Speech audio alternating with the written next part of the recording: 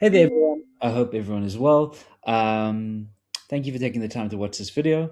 I'll be going through our SM Web Systems LMS.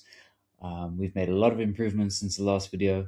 We officially have our V1 that'll be going into internal testing, and once that is done, we'll be pushing it to production. So very exciting to share this with you. As you can see below, this is our landing page. Just goes through a little bit about us and what the system is. A bit of an introduction before we crack in. From here, we can log in as an admin or user. Obviously, these demo credentials will disappear by the time we reach production, but for demoing sake, it makes it a bit easier to display. So let's begin. I'll be starting off with the user flow, and the user being the student. Here we are met with the student page, which shows us the student dashboard.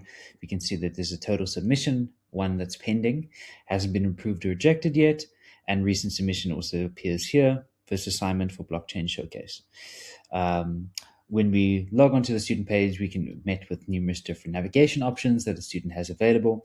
Here you can see a submission. So earlier today, me as a student, I submitted this, and this will be approved or rejected based off what the admin says. This basically allows them to submit their assignments. From here, we met with the course page. This is the course that the student goes through, and it breaks down into numerous different aspects. So what is blockchain? Linking up into a little video showcasing and different slides based off here. So this is just an example course that basically showcases how the courses will be displayed for students, videos they can watch, slides they can interact with. And these are broken down into week courses. So the initial goal would be that there'll be numerous different courses here broken down by different weeks that students, once they've given authorization, are able to interact with. So this is all based off which courses they've been enrolled in, but we'll touch on that further down the line.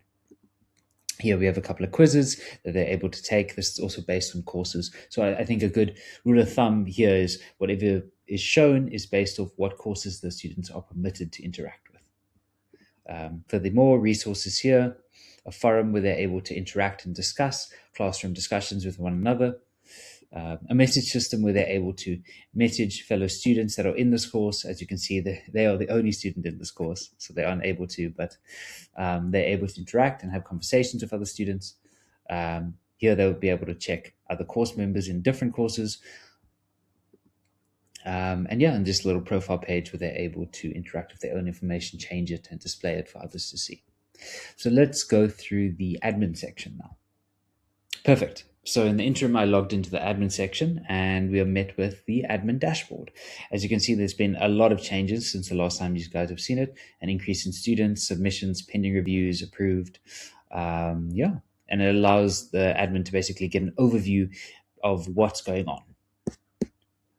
Here they're able to interact with all the students in their courses, edit things, delete, basically play around with the different database. They can see the enrollment numbers, the departments, the semester that they're in, and the different course access that these students have. This basically dictates what they can and can't interact with. From here, we can see the different submissions.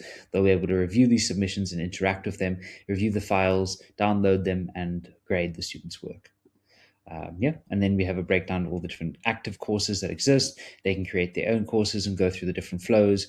For example, the course titles, the descriptions, the course codes, the different weeks that they want to add. If they want to add numerous weeks, if I want to make 3, 4, 5, if I want to add sections in here, different videos, objectives, types, different items in here. So it's really got this total drop-down approach that they're able to play around with and interact with.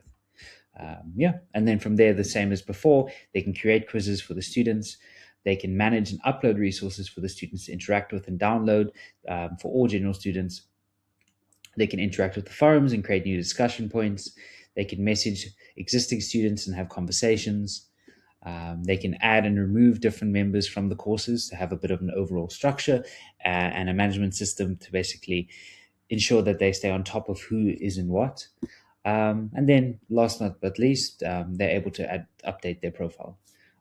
So quite a simple run through of what we have and what we've built. It's quite clean and sleek and straight to the point. Just how we like it. Thank you so much. I really appreciate it. Have a lovely weekend.